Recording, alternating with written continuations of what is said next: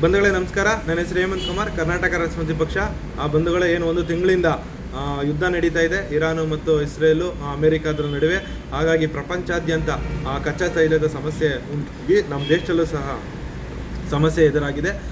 ಅದರಿಂದ ಏನು ಮೊದಲಿಗೆ ಹೋಟೆಲ್ ಮಾಲೀಕರುಗಳಿಗೆ ಏಟು ಬಿತ್ತು, ಹೋಟೆಲ್ಗಳು ಮುಚ್ಚುವಂಥ ಸ್ಥಿತಿಗೆ ಬಂದ.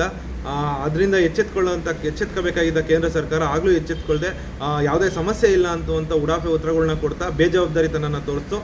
ಈಗ ರಾಜ್ಯದಲ್ಲಿ ಮತ್ತು ದೇಶದಲ್ಲಿ LPG ಸಮಸ್ಯೆ, ಆಟೋ ಚಾಲಕರುಗಳಿಗೆ ಸಂಪೂರ್ಣವಾಗಿ LPG ಸಿಗದೇ ಇರೋವಂಥ ಸಮಸ್ಯೆ ಸೃಷ್ಟಿಯಾಗಿದೆ. ಹಾಗಾಗಿ ಕಿಲೋಮೀಟರ್ ಗಟ್ಟಲೆ ಕ್ಯೂನಲ್ಲಿ ನಿಲ್ತಾ ಇದ್ದಾರೆ. ಮತ್ತು ಬಂಕ್ಗಳ ಮುಂದೆ ಜನ ಮಲ್ಲಿಕೊಳ್ಳುವಂಥ ಕೆಲಸನ ಮಾಡ್ತಾ ಇದ್ದಾರೆ. ಅಂದರೆ ಆಟೋ ಹಾಕ್ಕೊಂಡು ಅಲ್ಲೇ ಕಾಯುವಂಥ ಸ್ಥಿತಿ, ಅಲ್ಲೇ ಮಲಗುವಂಥ ಸ್ಥಿತಿಗೆ ಬಂದಿದೆ. ಈಗಾದರೂ ಕೇಂದ್ರ ಸರ್ಕಾರ ಎಚ್ಚೆತ್ಕೋಬೇಕು, ಇದಕ್ಕೆ ಪರ್ಯಾಯ ವ್ಯವಸ್ಥೆನ ಹುಡುಕಬೇಕು. ಮತ್ತು ಇವತ್ತಿನ ಸಮಸ್ಯೆಗಳನ್ನ ಬೇಗ ಅರ್ಥಕೊಂಡು ಇದಕ್ಕೆ ಸಮಸ್ಯೆನ ಪರಿಹರಿಸಬೇಕು ಅಂತ ನಾವು ಕೇಳ್ತೀವಿ. ಆದರೆ ಇವತ್ತಿನ ಲಜ್ಜೆಗೆಟ್ಟ ಮತ್ತು ಏನು ಇದ್ರ ಬಗ್ಗೆ ಸಮಸ್ಯೆನೇ ಗೊತ್ತಿಲ್ಲದೆ ಇರೋ ರೀತಿ ಇರುವಂಥ ನಾಚಿಕೆಗೆಟ್ಟ ರಾಜಕಾರಣಿಗಳು ಉಡಾಫೆ ಉತ್ತರಗಳನ್ನ ಕೊಡ್ತಾ ಇವತ್ತೇನು HC ಮಾದೇವಪ್ಪರು, ಕಾಂಗ್ರೆಸ್ನ ಶಾಸಕ ಆಗಿರುವಂಥ HC ಮಾದೇವಪ್ಪರು ಮತ್ತು ಒಂದು ಒಳ್ಳೆ ಇಲಾಖೆಯಲ್ಲಿದ್ದಾರೆ, ಆಹಾರ ಮತ್ತು ನಾಗರಿಕ ಸರಬರಾಜು ಇಲಾಖೆಯಲ್ಲಿರುವಂಥ ಅವಿವೇಕಿ ಅಂತ ಹೇಳಬೇಕು. ಯಾಕೆಂದರೆ ಇಂಥ ಪೋಸ್ಟ್ಗಳನ್ನ ಅವ್ರಿಗೆ ಹೆಂಗೆ ಕೊಡ್ತಾರೋ ಗೊತ್ತಿಲ್ಲ. ಅಂತ ಆ ಸ್ಥಾನಕ್ಕೆ ಯೋಗ್ಯತೆ ಇಲ್ಲದೆ ಇರೋಂಥರೆಲ್ಲ ಆ ಸ್ಥಾನಕ್ಕೆ ಬಂದಿರೋದ್ರಿಂದ ಏನು ಘಂಟಾಘೋಷವಾಗಿ ಯಾವುದೇ ಸಮಸ್ಯೆ ಇಲ್ಲ. ಇವತ್ತು ರೀ ಆಟೋ ಚಾಲಕರು ಏನು ಕ್ಯೂ ನಿಂತಿಲ್ಲ, ಹೋಗಿ ಸಣ್ಣ ಗ್ಯಾಸ್ ಸಿಗ್ತಾ ಇದೆ ಅಂತ ಬೇಜವಾಬ್ದಾರಿತನದ ಉತ್ತರವನ್ನು ಕೊಡೋದ್ರ ಮೂಲಕ ಅವರೆಂಥ ಅಯೋಗ್ಯರು, ಎಂಥ ಲಜ್ಜೆಗೆಟ್ಟವರು ಅನ್ನೋದನ್ನು ಅವರೇ ಸಾಬೀತು ಮಾಡ್ಕೊತಿದ್ದಾರೆ.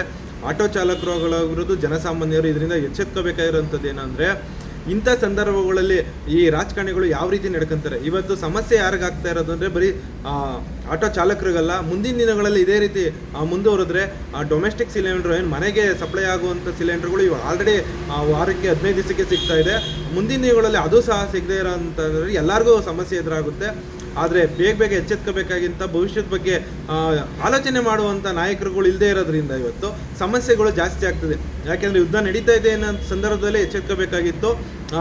ಇದಕ್ಕೊಂದಷ್ಟು ಪರ್ಯಾಯ ವ್ಯವಸ್ಥೆನ ಮತ್ತು ಬೇರೆ ದೇಶಗಳಿಂದ ಆಮದು ಮಾಡುವಂಥ ಕೆಲಸನ ಕೇಂದ್ರ ಸರ್ಕಾರ ಮಾಡಬೇಕಾಯಿತು. ಆದರೆ ಕೇಂದ್ರ ಸರ್ಕಾರ ಸಂಪೂರ್ಣವಾಗಿ ವಿಫಲ ಆಗಿದೆ. ಆದರೆ ಅದನ್ನು ಯಾವುದೇ ಕಾರಣಕ್ಕೂ ಹೇಳ್ಬೇಡಿ, ಯಾಕೆಂದರೆ ಅದನ್ನ ಹೇಳಿದ್ರೆ ನಾವು ದೇಶ ವಿರೋಧಿಗಳಾಗ್ಬಿಡ್ತೀವಿ. ಯಾಕೆಂದರೆ ಇವತ್ತೇನು ಇರಾನಿಂದ ಏನೊಂದು 6 ರಿಂದ 7 ಹಡಗು ಬಂದಿರ್ಬೋದು. ನಾವು ಅದೇ ವಿಚಾರವಾಗಿ ಖುಷಿ ಪಡಬೇಕು, ಖುಷಿಪಟ್ಟು ಚಪ್ಪಾಳೆ ಹೊಡಿಬೇಕು, ಸ್ವೀಟ್ ತಿನ್ನಬೇಕು. ಆಗ ನಾವು ದೇಶ ಪ್ರೇಮನ ಮೆರಿಬೇಕು. ಯಾಕೆಂದರೆ ಇವತ್ತು ಮೋದಿಜಿಯವರು ದೇಶ ಪ್ರೇಮಿಗಳು ಮತ್ತು ವಿಶ್ವ ನಾಯಕರು, ಅವ್ರಿಗೆ ನಾವು ಚಪ್ಪಾಳೆ ತಟ್ಟಬೇಕು ಮತ್ತು ನಾವು ಅವ್ರನ್ನ ಅಭಿನಂದಿಸಬೇಕು ಅಂತ ಕೆಲವೊಂದು ಗುಲಾಮರು, ಅವಿವೇಕಿಗಳು ಹೇಳ್ತಾರೆ. ಯಾಕೆಂದರೆ ನಾನು ಇದರಲ್ಲಿ ಕೆಲವೊಂದು ಉದಾಹರಣೆ ಕೊಡ್ತೀನಿ. ಇವತ್ತು ರಷ್ಯಾಗೆ ಆಗಿರ್ಬೋದು, ಚೀನಾಗೆ ಆಗಿರ್ಬೋದು, ಯುದ್ಧದಿಂದ ಯಾವುದೇ ಸಮಸ್ಯೆ ಆಗಿಲ್ಲ. ಸರಾಗವಾಗಿ ಹರ್ಮೋನ್ ಜನಸಂಧಿಯಿಂದ ಸರಾಗವಾಗಿ ಚೀನಾಗೆ ಮತ್ತು ರಷ್ಯಾಗೆ ಕಚ್ಚಾ ತೈಲ ಹೋಗ್ತಾನೆ ಇದೆ. ಅವರು ನಿಜವಾದ ನಾಯಕರುಗಳು. ಆದರೆ ನಾವು ಇಲ್ಲಿ ದೇಶ ಪ್ರೇಮದ ಹೆಸರಲ್ಲಿ ನಾವು ಯಾವ ರೀತಿ ಎಂಥ ನಾಯಕರುಗಳನ್ನ ಆಯ್ಕೆ ಮಾಡಿದ್ದೀವಿ ಅನ್ನೋದನ್ನು ನೀವೆಲ್ಲ ಗಮನಿಸಬೇಕು.